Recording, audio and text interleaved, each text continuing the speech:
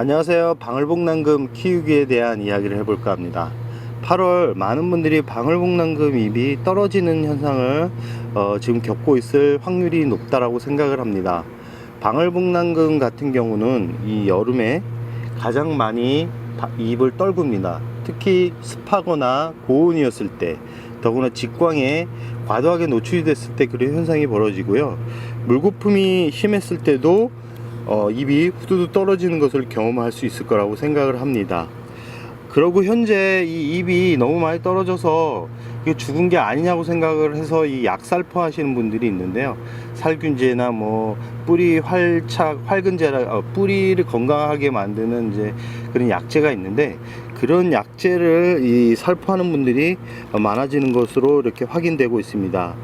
지금 영상에 보이는 방울복랑금 보시면 지금 올 여름에 지난 태풍이 왔을 때 물을 주고 이 약재는 하나도 살포한 적이 없는 상태입니다. 현재 보시면 잎이 하나도 떨구지 않고 건강하게 자라고 있는 것을 확인할 수 있는데요. 이 분갈이 시기도 올해 한 이제 4개월 정도 되는 이제 시간이 지나고 있습니다. 분갈이 할 때 저 같은 경우는 방울복랑금 같은 경우 이 상토 성분을 좀 많이 넣습니다. 일반 다육이보다 워낙 성장이 빠르고 걸음기가 좀 있어야지만 이 자구가 많이 나오기 때문에 올여름이 오기 전에 제가 분갈이를 한 걸로 기억이 나는데요.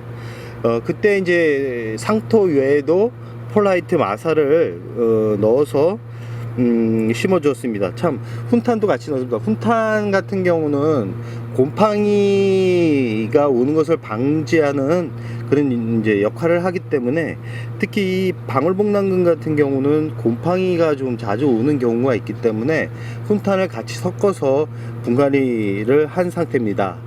요즘 많은 분들이 논란이 있는데요.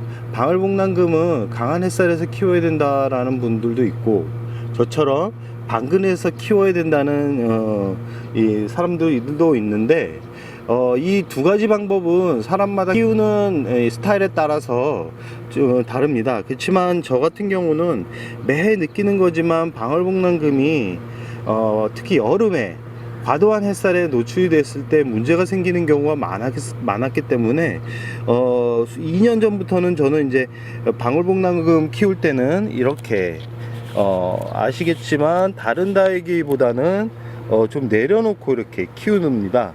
아무래도 햇살이 오전에는 안 들어오고 오후에 잠깐 한 2~3시간 들어오는 정도의 햇빛이라고 생각을 하시면 되는데요. 지금 현재 지금 이 방울복랑금도 금 보이시죠? 금이 아직 잘 들어져 있습니다. 잎도 그렇게 하엽이 많이 지지 않은 상태인데요. 이 아이 같은 경우도 3주 전에 물을 준 상태입니다. 지금 이 아이 같은 경우는 잎을 하나도 안 떨군 상태고요. 지금 자구 호피 방울복랑금 또한 하엽이 하나도 안 지었습니다. 원종복랑금 같은 경우도 하나도 안 지은 걸 확인할 수 있고요. 지금 방울복랑금인데요. 하엽이 안 진 상태에서 저번보다도 더 커다란 대품으로 자란 것을 확인할 수 있습니다. 보이시죠? 지금 이 아이 같은 경우는 커팅을 하나도 안 한 상태고, 여름이 오기 전에 지금 봄 지나서 그늘로 옮겨졌으니까 몇 달째 지금 그늘에서 자라고 있고요. 물은 열대야가 오기 전에 관수가 끝입니다. 지금 저쪽에 구석에서 자라고 있는 방울복랑금인데, 이 방울복랑금 자체는 약간 잎이 떨어졌습니다. 지금 여기 가에 보면 중간 부분에 원래 잎이 통통했는데 지금 보이시죠? 바닥에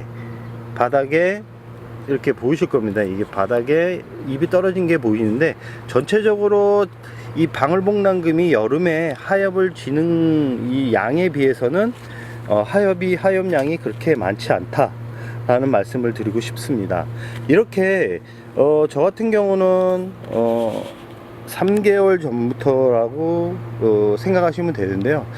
3개월 전부터 서서히 방그늘에 옮겨서 하루에 일조량이 한 두세 시간, 많으면 4시간 정도의 그런 햇살에 노출되게 이렇게 자리를 옮겨준 상태에서 이 8월 한 달 여름을 안전하게 지금 보내고 있는 것을 확인할 수 있습니다.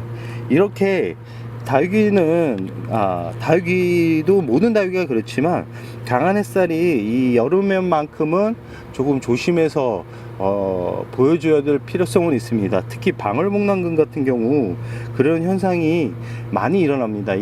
아마 그러니까 물을 아주 좋아하는 품종인데 물을 과도하게 이제 굶기다 보니까 입이 하얗게 이렇게 쪼글쪼글 이렇게 생기기 마련인데요. 이런 경우 너무 걱정하실 필요 없습니다. 걱정해서 과도하게 또 뭐 살포를 하시는 분들이 있는데 방울복랑금 같은 경우는 이 줄기 부분만 무사하면 그렇게 큰 문제가 없습니다. 앙상해진 가지 때문에 걱정을 하셔가지고 이제 뿌리 건강에 좋은 무슨 약재 같은 거를 사용하는데 가끔 곰팡이병 약재도 치는 분들이 있습니다. 이 방울복랑금 같은 경우는 백분 때문에 곰팡이균처럼 보이는 경우가 가끔 있습니다. 그럴 경우 이제 약재를 살포해서 결국은 뿌리가 이 고온에 삶아져서 결국 이 다육이가 죽게 만드는 그런 원인 제공을 하는데요. 방울복랑금 같은 경우는 하엽이 여름에 많이 지기 때문에 너무 걱정을 하실 필요 없습니다. 지금 증상에 보이면 이렇게 입이 말라 들어가면서 검게 이렇게 변하는 모습을 아마 많은 분들이 보고 있을 거라는 생각을 합니다. 이런 경우 같은 경우는 이제 과도하게 이제 영양분을 주면서 빠른 속성으로 키우는 이제 방울복랑금에서 이렇게 현상들이 발생을 하는데요. 가장 중요한 거는 지금 이 줄기가 망가지지 않으면 앙상한 가지만 남아 있다 그래도 이 가을에 이 떨어진 잎 사이사이로 자구가 다시 나옵니다. 아마 다른 다육이하고 다른 점이라고 생각하시면 됩니다. 이 방울복랑금은 줄기만 살아 있으면 여름만 무사하게 보낸다면 가을에 충분히 회복이 되니까 너무 걱정하지 마시고요. 이 줄기가 잎이 후두 떨어진다 그래서 과도하게 약살포를 하시는 분도 있는데 약은 웬만하면 이 고온 다습한 이 환경에서는 주지 않는 게 오히려 방울복랑금을 살리는 그런 중요한 부분이 될 수 있습니다. 그리고 이 환경을 수시로 이렇게 바꿔주는 분들이 있습니다. 아마 다육이 정보들이 많이 넘쳐나기 때문에 어떤 분들은 햇살에서 키워야지 좋다, 어떤 분들은 그늘에서 키워야지 좋다, 이런 분들이 많아서 정보가 이렇게 혼란스러울 때가 많을 거라고 생각을 하는데요. 이 다육이는 이 환경 자체를 수시로 바꿔주는 게 좋지 않습니다. 수시로 바꿔주면 결국은 몸살이 나고 결국은 잎이 떨어지고 결국은 죽게 되는 원인이기도 하는데요. 이 여름이 오기 전에 놓았던 자리에서 절대 바꾸지는 마십시오. 강한 햇살이 갑자기 들어와 버리면 결국은 잎에 옥수수 떨어지는 원인이 되기도 하고 이 무름병이 오는 원인이 되기도 하기 때문에 웬만하면 이 여름을 보낼 때까지 한 자리에 놓고 물은 주지 마시기 바랍니다. 이렇게 잎이 떨어질 때는 이 물을 주었다가는 결국은 목대까지 줄기 부분까지 무름병이 진행될 수도 있고 이 원 목대를 살릴 수 없기 때문에 잎이 떨어져도 이 바람이 잘 통하는 곳에 그냥 두세요. 두는 게 오히려 다육이를 건강하게 만드는 포인트가 될 수 있습니다. 다시 한번 말씀드리지만 여름에는 과도한 약살포가 오히려 독이 될 수 있습니다. 이 약살포 할 때는 항상 말씀드리지만 바람이 잘 불고 이 햇살이 없을 때 약간 이 어두운 이 저녁 시간이나 새벽 시간대 주시라는 말씀을 하는 이유도 약과 햇살이 만나게 되면 결국은 이 약도 수분입니다. 물인데 이 뜨거운 여름에 뿌리가 그래도 안 좋은데 물이 이 화분 속에 머물고 있다면 다육이에 아무리 좋은 약을 넣는다 그래도 결국은 무너져 내리는 원인이 되기 때문에 특히 방울복랑금 같은 경우는 더 합니다.